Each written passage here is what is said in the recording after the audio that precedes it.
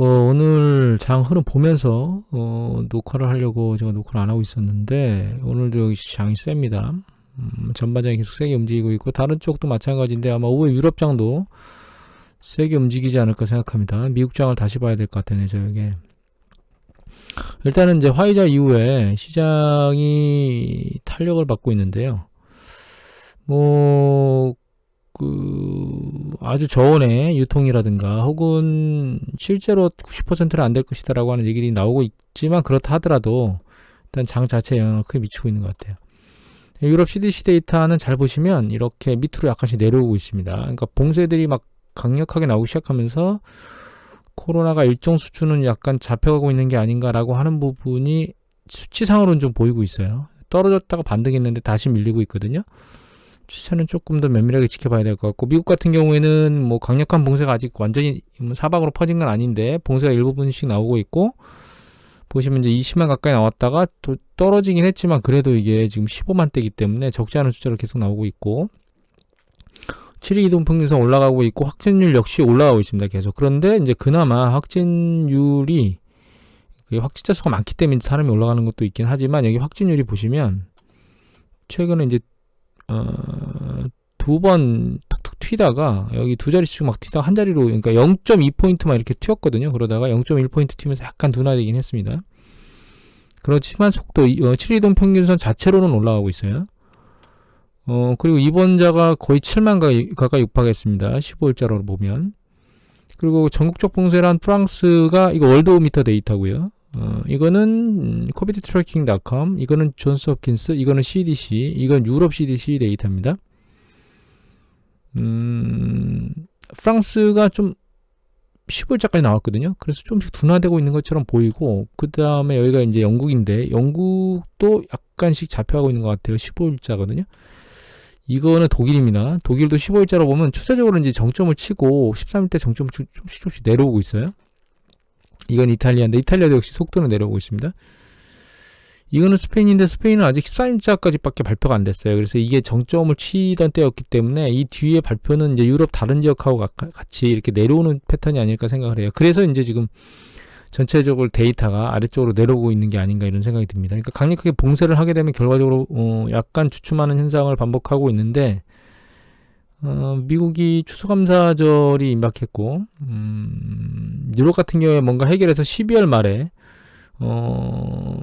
약간 봉쇄를 그러니까 해소해주면서 경제에, 그러니까 서비스 업종에 뭔가 숨통을 트이는 이런 패턴대로 움직일 가능성이 아직은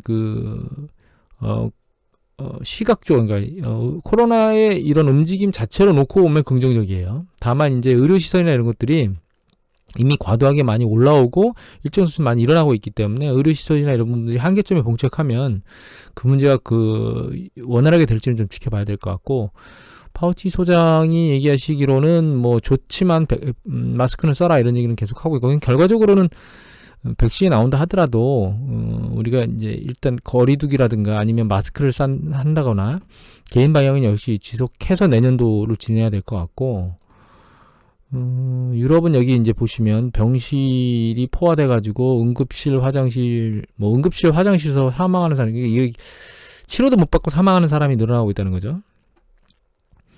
그리고 미국은 일정 지역에서 이제 뭐 대피하라고 뭐 2주간 뭐 집 밖으로 잘 나가지 않도록 뭐 이런 얘기도 나오고 있고, 그러면 산소 마스크나 이런 것들, 산소통도 풍기되고 있고, 그래서 의료의 대란은 지금 유럽이나 미국 쪽에서 좀 세지고 있어요.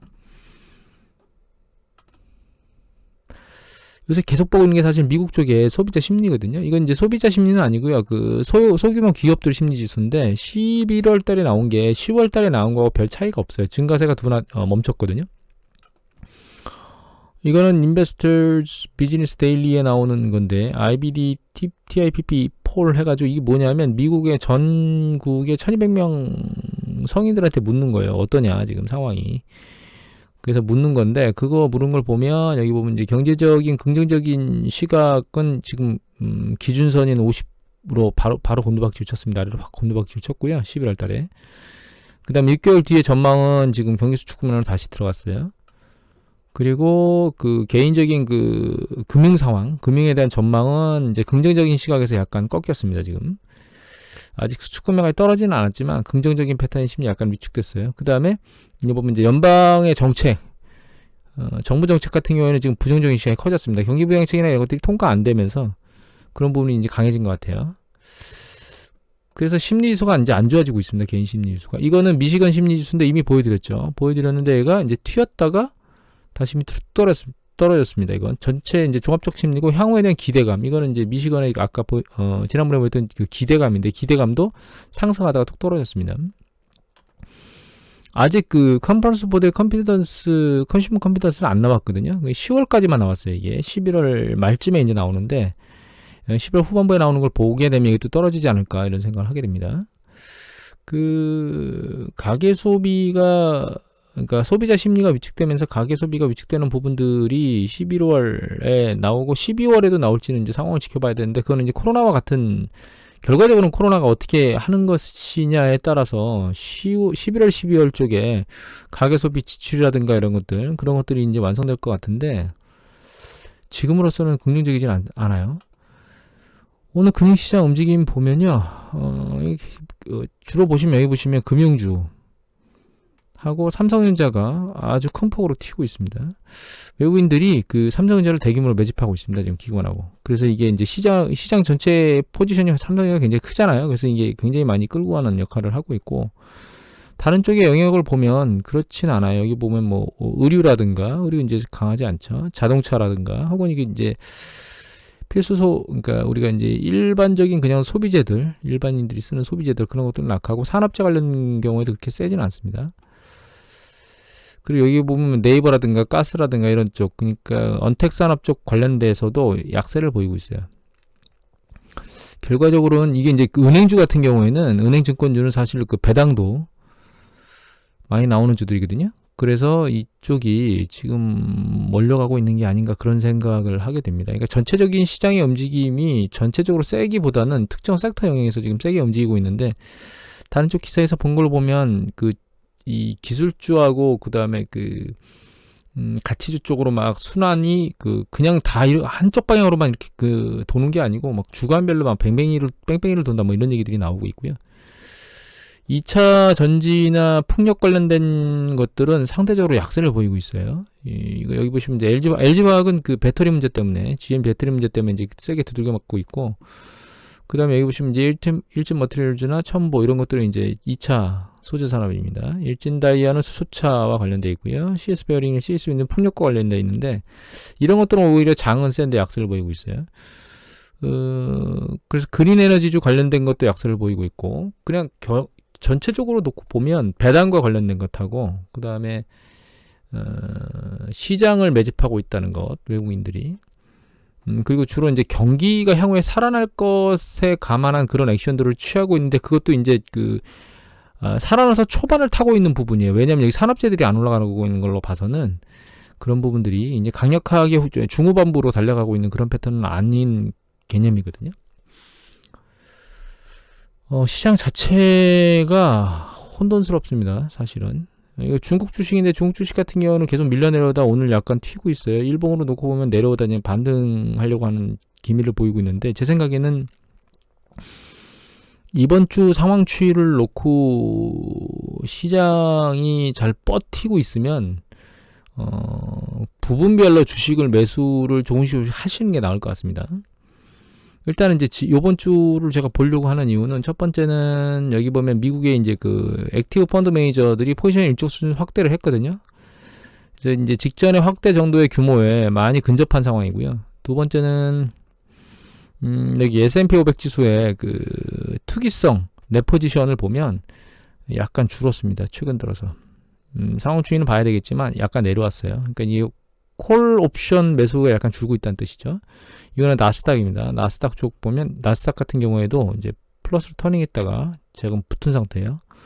마이너스로 약간 내려왔는데 그래서 이제 전체적으로 윗방향으로 막 계속 치고 올라오던 그런 패턴은 약간 둔화될 수 있는 가능성을 가지고 있다고 판단하고 있기 때문에 일단 상황 추이는 지켜보고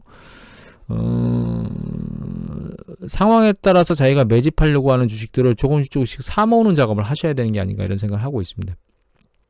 시장 전체를 놓고 보면 결과적으로는 코로나 사태가 발생하건 말건 간에 내년 뭐 여름께가 되면 경제는 윗방향으로 올라갈 것이다. 뭐 이런 판단을 하면서 시장 참여자들이 베팅을 하고 있는 것 같아요. 이런 상황으로 움직이면 내년 전반기에 주식시장이 위로 밀려 올라갔다가 후반부에 다시 한번 조정을 겪는 이런 패턴으로 가지 않을까 그렇게 판단하고 있습니다. 사실은. 그래서 지금은 이제 계속 제가 투심 얘기들을 계속 하는데 상황이 악화되거나 예를 들면 미국의 그 경기 부양책이 지금 안 통과가 되고 있다거나 혹은 트럼프가 뭔가 계속 불복을 하고 있다거나 혹은 코로나가 점점 심각해가지고 확진자 수도 굉장히 빨리 늘어나고 있으며 그 다음에 입원자 수도 굉장히 빨리 늘어나고 있고 그로 인해서 의료 대란에 대한 어떤 그런 부분들의 위협한 뉴스 보도들이 나오고 있음에도 불구하고 주식시장 자체는 그거에 대해서 무시를 한다고 하는 것은 그만큼 투심이 강하다는 얘기겠죠. 이거 가만히 뭐 12월 말까지 기다려 볼까라고 멀거니 보고 있다가 치고 확 올라가는 걸 놓칠 수가 있습니다. 또 그래서 그런 부분들을 잘 감안해서 작업을 하셔야 될 것 같아요. 오늘 이것으로 마치도록 하겠습니다.